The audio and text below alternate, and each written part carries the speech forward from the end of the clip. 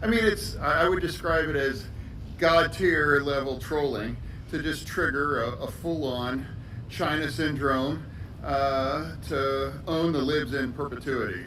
Well, John is on the money again. After 50 years of living under the weight of vile smear tactics by the mainstream media and the Democrats, but I repeat myself, folks on the right are ready. Now comes the part where we throw our heads back and laugh. Ready? Ready! But still, the news and the politicians are trying to keep us afraid. As we talked about in the last video, they are going hard against former Congresswoman and current nominated Director of National Intelligence, Tulsi Gabbard. Tulsi, in addition to being a former candidate for president, is also a decorated war veteran, and yet the swamp monsters are trying to tie her to Russia. Director Brennan, your thoughts about Tulsi Gabbard?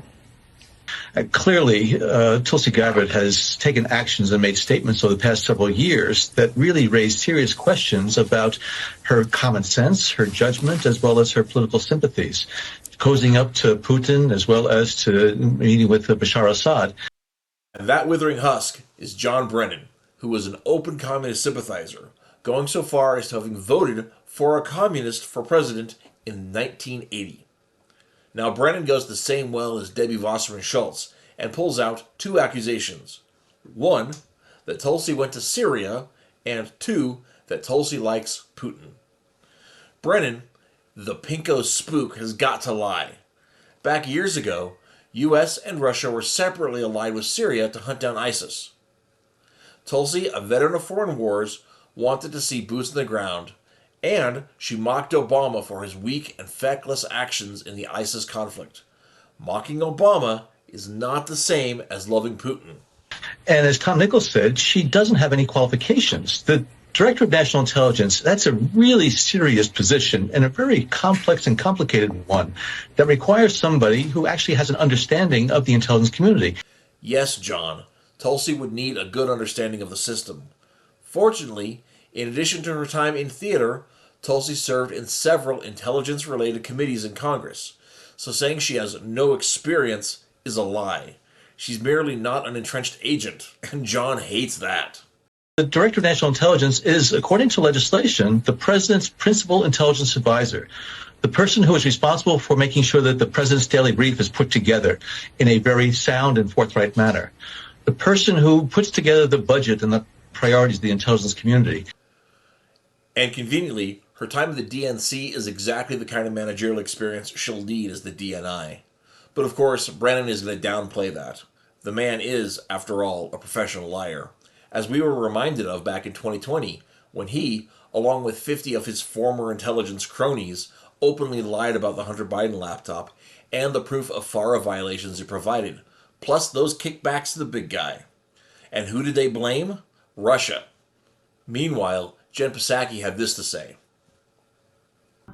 Do you have concerns about how they might look at someone like Tulsi Gabbard, given her statements and her affection for adversaries in some way? Well, it's probably no surprise that Jen's some kind of pinko. But what about John Bolton? Well, that guy loves war the way I love prairie sunsets. So, broadly, he's pro-America. Former Congresswoman Tulsi Gabbard, you have described her as a national security threat. This is a very serious mistake if Tulsi Gabbard is allowed to take over as Director of National Intelligence. To begin with, she has zero experience dealing with the intelligence community, and she doesn't have the slightest idea what the job involves. As a member of Congress, she got intelligence briefings that she often said she didn't believe. At least Bolton is barely more honest than Brennan in pointing out that Tulsi does have experience from her time in Congress, but he scoffs because she doesn't blindly believe the spies that came to testify in Congress. Guy, skepticism is job one. Number two, she has over the years spouted delusional beliefs about events in Syria, about events in Iran, about Russian policy, that her own fellow members of Congress have said amount to repeating Russian propaganda. Well, I am so glad that we can trust members of Congress who, as Bolton has just implied, accept intelligence reports with zero awareness or caution and with full credulity. You are not selling me on this, John. Why don't you try once more? Well, I think that Tulsi Gabbard's nomination to be Director of National Intelligence, when I first heard that today, my immediate reaction was hilarious. Why? She's totally not competent for that job. Haven't had a lot of time to do research on the Tulsi Gabbard nomination. Yeah, you seem really prepared. But what does Elizabeth Warren have to say? Tulsi Gabbard does. You really want her to have all of the secrets of the United States and our defense intelligence agencies when she has so clearly been in Putin's pocket? That just has to be a hard no. Eek. She is repeating the same tired line. But I will give her this much. I can't imagine how terrifying it must have been to even hear that a national politician might have been selling us out to our enemies. Last space, please. Yeah. After my election, I have more flexibility. Yeah, I understand.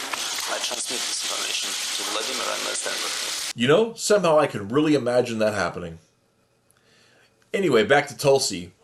There's been much pro-clutching over a 2022 clip of Soviet TV host Vladimir Soloviev calling her our girl Tulsi. Now, why oh why would a person say that? I mean, surely it means that she is a Russian spy. Right? Or are these Russian dudes just evoking the same energy that hit Tulsi in 2020 when, in the primaries, she earned the nickname Surf Mommy? Why do men have to behave like this? Why can't they be professionals? Men are dogs.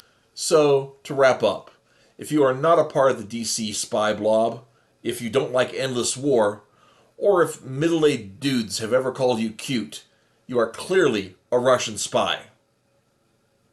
Well, that's how it looks from my back porch. Let me know what you think in the comments down below, and we'll catch you next time on Back Porch News.